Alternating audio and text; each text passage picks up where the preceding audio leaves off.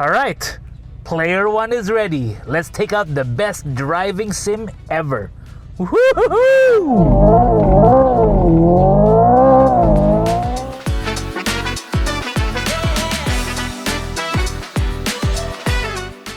Hey everyone, Vince here from AutoIndustriya.com, and what I've got for you now is the Hyundai Ioniq 5N.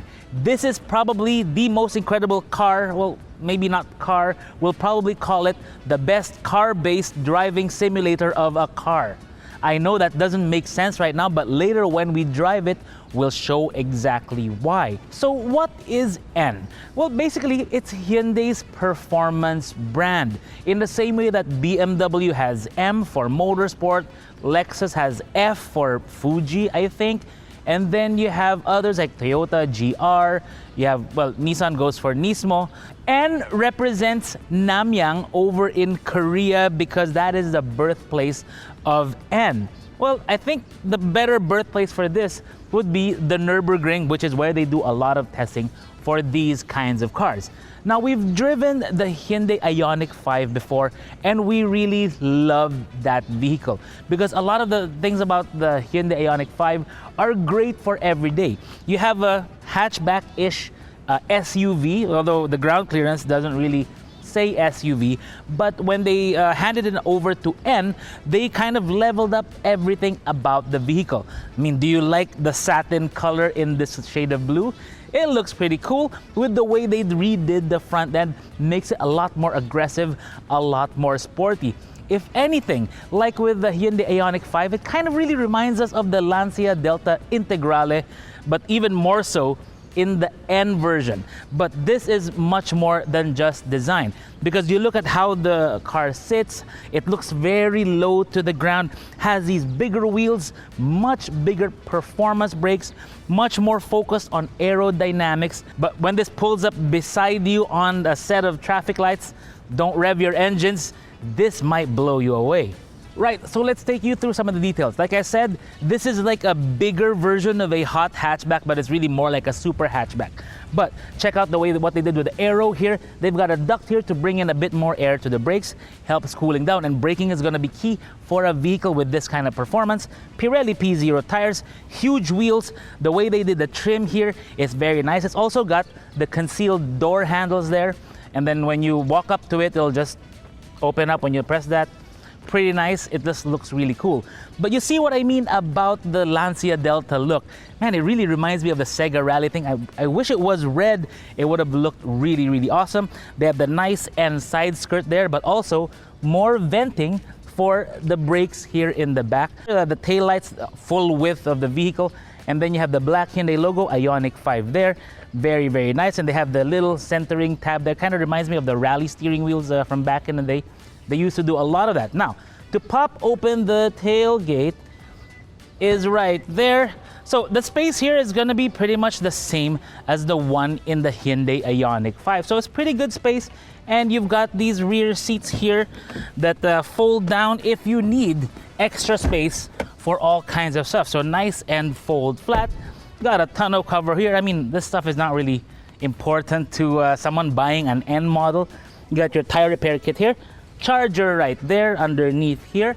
But the most important part for the Ioniq 5 is when it comes to charging.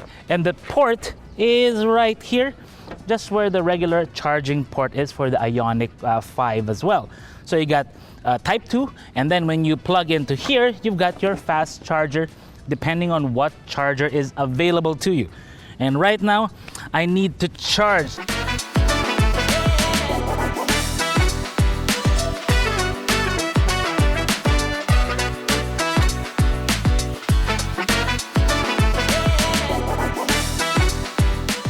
And it just so happens that I just stepped out of the Ioniq 5, the regular one, a couple of days ago. So jumping in here, you can kind of, I can already tell like the changes that they made. First, the colorway. Instead of going white and tan, they're going for black. Oh yeah, and a little bit of blue in some parts, even with the lighting and all that. And some red accents right there, not just the hazard button, but this button. In a bit, we'll discuss that. The steering wheel has also changed. It's not the one in the Ioniq 5 with the 4 dots. This is a proper sports steering wheel. And it reminds me of all things, a driving simulator steering wheel. I remember like years ago when I was still into Gran Turismo, I still am. But when I was buying my own simulator rig, this was actually would be what it would look like. You know, those Logitech steering wheels back in the day. We still have one in the office, but it has the same amount of buttons, very similar paddle shifters, the buttons down here for the N modes and all that. Looks really nice. We'll discuss that in a bit. Two more big changes here. One, the front seats. These have changed. These are now sport bucket seats, not the sofa kind seats with the ottoman even for the driver's side. But also the other change, this center part here. It's no longer open here. It's no longer sliding forward and back. It's a fixed unit with a armrest here.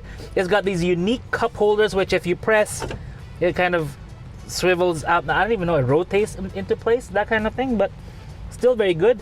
Still nice and spacious here. It can fit my bag there. If I have my laptop bag even, I can put it there. I've got charging for all kinds of things. USB-C, the Ioniq 5 I think had USB, not USB-C. 12-volt outlet here. Two USB-C ports right here, and a wireless charger. But the best part here is that Hyundai really worked to elevate the driver-centricness of the car. Again, steering wheel feels really great, nice and thick grip. It's got these perforations for just for comfort, and then the stitching right here, very, very nicely done, and it's perfectly round, which is really nice. I kind of wish it had that centering tab like you would have in the front. I was surprised they kept that off of this model. But the seats, also very, very nice. It holds you firmly in place, so it prevents you from sliding around too much. But the best part, when they put this fixed unit here, they put a pad here. So when you're cornering, and mind you, later we'll show this really does corner very well, is that you can brace yourself right there while you apply throttle. Not that you should do that, but still, it's a nice thing to have. Just makes it more driver centric. Before we get to the N specific features, you get the power window panel right here. You still have the little pocket here for your door handle, and then of course the door handle to actually open the door. Control panel on the left side with your parking brake and so on, and also the stability control and for opening the trunk. And then of course the colorway has changed. Gone is the drawer type unit here. Instead it's just a lid, which kind of miss that part. I mean, I wish I didn't have to change it, but still pretty cool there. But the best part is when you look at the screens in front of you. It's got these dual screens right here that comes together as one unit. Now, in front of the driver, you have a digital screen which has readouts for all kinds of things. Let me get out there. So, on the left side, you have the temperature of your dual motor. So this is an all-wheel drive vehicle with a powerful motor in front and in the back. You can see the temps right there. You can monitor that. On my drive up here, I think the highest temperature I've ever gotten it to is around 50, which is kind of normal, 45 to around 50, that kind of range. You also have the battery temperature there, so you can monitor things. I mean, you don't have to monitor things like your boost pressure or coolant temperature, that kind of thing, oil pressure. This one operates more on the motor temperature and the battery temperature, so it's a good feature to have there. On the right side, you have a multi-info display here that depends on what you want to show. So right now the door is open, so it's prioritizing that. But you have a G meter, right? Service messages, current trip, after charging, last reset, low tire pressure. Yeah, I did. I've been trying to look for the tire pressure reset of this. Can't seem to find it. So I'll have to consult the manual, which is you have to scan a QR code there. And the amount of, let me get there. And the amount of torque being delivered to whichever wheel all around. So that's a nice feature to have, especially if you're the type who gets really geeky about these kinds of things. Again, it reminds me more of Gran Turismo. Right here in the middle, this is where a lot of things happen for the vehicle. As you can see, it does have Android Auto and the wireless kind, because my phone is on the wireless charger. So you can have your Waze and all that stuff, and it's all very good. Standard stuff. And the speakers in this one, these are Bose, and they're very nice. The sound quality is pretty good. Now back to the home button. So you have here your EV battery, your consumption, the way you're driving. Lately, you haven't really been efficient with it, but still very, very enjoyable.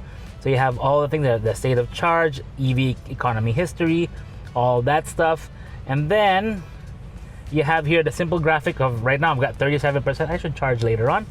But all the range when you don't have AC and when you do use the AC. So keep that in mind. And when you go through the drive modes, I think those numbers should change. Now, the best part here, N mode. Now, this is a lot of adjustments that you can make to your vehicle. And it kind of reminds me of that selection screen on Gran Turismo. You can tune all kinds of things. So for example here, so you can adjust all the individual features of the N drivetrain system. So for example, the motor, you want it to behave more eco, normal, sport, and then sport plus. Steering, again, same things. You get all those features. So not all modes. Suspension, normal and sport plus. So firmer and all that. The ELSD has to be simulated, of course, because it does have the motors there. But you can tune it how you like. The electronic stability control. Man, there's so much stuff. And the HUD, or the heads-up display. Oh, it also has a drift optimizer right here. It also means that you can deactivate the front wheel, so you can go into drift mode by having only the rear wheels active. But that's something, if you want to activate it, go ahead. Me, don't really use that all that often, especially here right now. So one of the most fun parts about the Ioniq 5N is when you start playing around with the N Active Sound Plus. And it gives you 3 sounds to choose from. So the way it is now, let's try, this is the ignition sound, so it sounds like a regular engine, and you can rev it when you're in neutral. So like right now, and it gives you it gives you that burble. It's a simulated sound, it's not an actual sound, but it gives you the pops and bangs that you also like. And I kind of wish it was a little bit louder, but it just makes the experience so much more, say, exciting. And then you have evolution.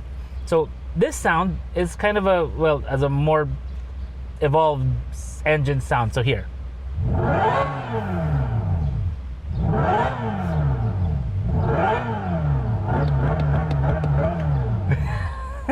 It's fun to play with, and you can make all the noise you want inside and have a bit of fun, but yeah, no emissions and all that.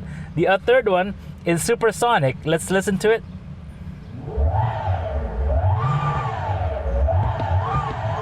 You hear that? I don't know, but my favorite would be still ignition, you know. Man, this thing is gonna be a lot of fun. Anyways, is there anything else we're missing? You got a panoramic glass roof, you got all kinds of stuff, but more of the features here, by the way. You do have paddle shifters. In the regular modes, it functions as the adjustment for the brake regeneration, but when you have it in the manual mode, in the E-shift, yes, it does have simulated shifts. Later we'll show you. You can actually feel the shift, and it can be pretty sharp, so be ready for that later on.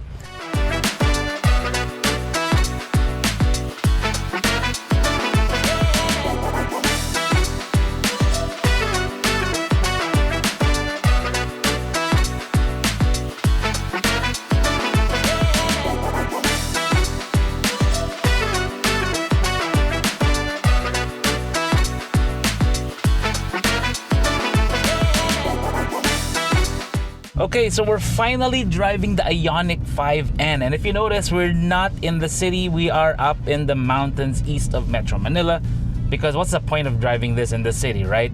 But still, if you do, it is actually an enjoyable car. And if you notice, the car is really dirty because I've been enjoying driving it. I really haven't taken the time to wash it. It's that much fun. But now that we're out of, say, the traffic of the city, we can go and explore some of the more fun aspects of the Ioniq 5N, which is what the whole point was anyway. So, first, let's try NGB, which is the N Grin Boost. And I imagine it's really gonna put a smile on my face. So now we'll try the acceleration of the Ioniq 5N. We're not gonna go for a timed run or anything like that. We're just gonna have a bit of fun.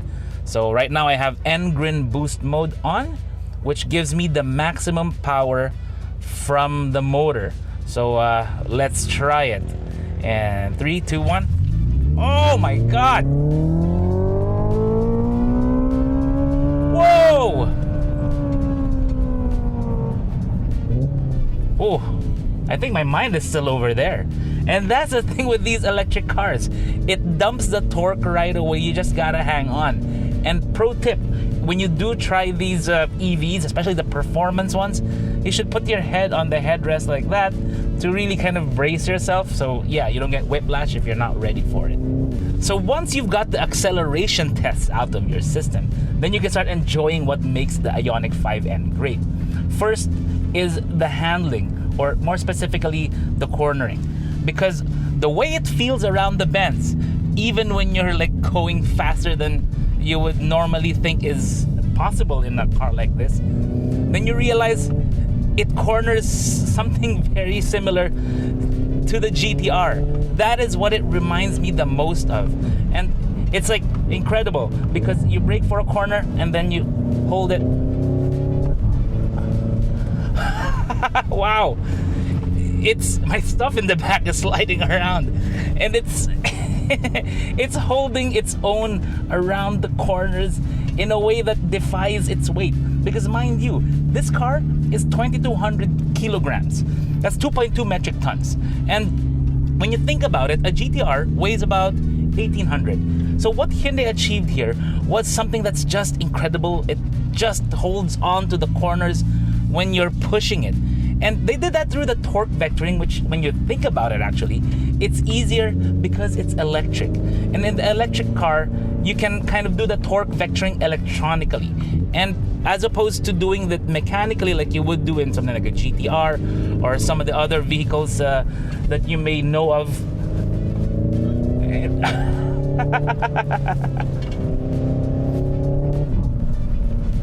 Oh, God. Yeah, sorry, I had to shut up there. I was only going 50, guys. So when you're really enjoying it, woo! What a car. It feels like a really good car, like a high performance car. Like here now. Oh, and then shift down. It's amazing. And then brake. And then power through.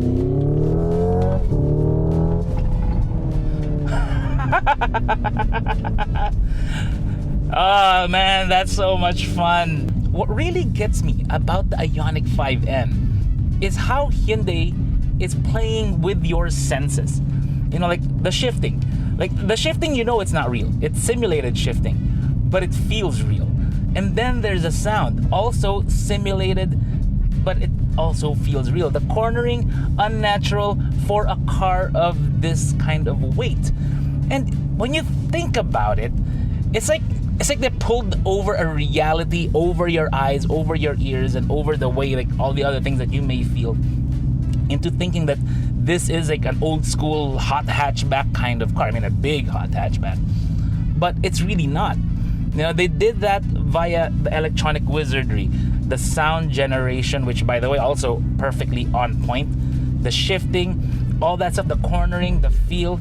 It just is something like, it's something you wouldn't feel in any other car. And I think Hyundai is the first one to have achieved this in this kind of a vehicle, because even the Taycan, it doesn't really capture the senses in that way. It is fast, it is powerful, but the overall feel, this one just captures it how we want it to be.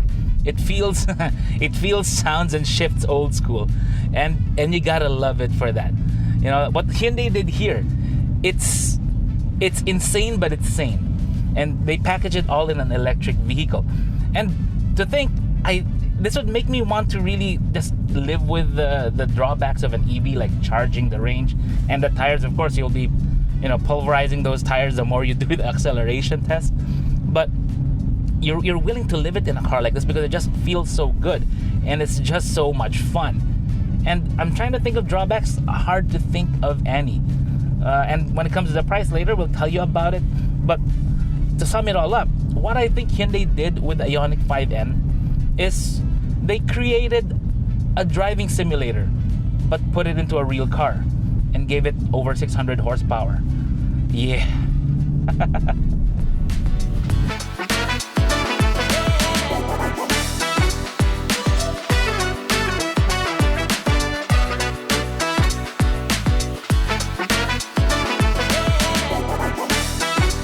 What Hyundai achieved with this vehicle. They successfully put in all the qualities we like about internal combustion engine cars, performance cars, mind you, such as the acceleration, the sound, well, minus the smell, but the G-forces, all that, the feel, they got it all very well tuned in to the Ioniq 5N. And that is the most incredible part of it.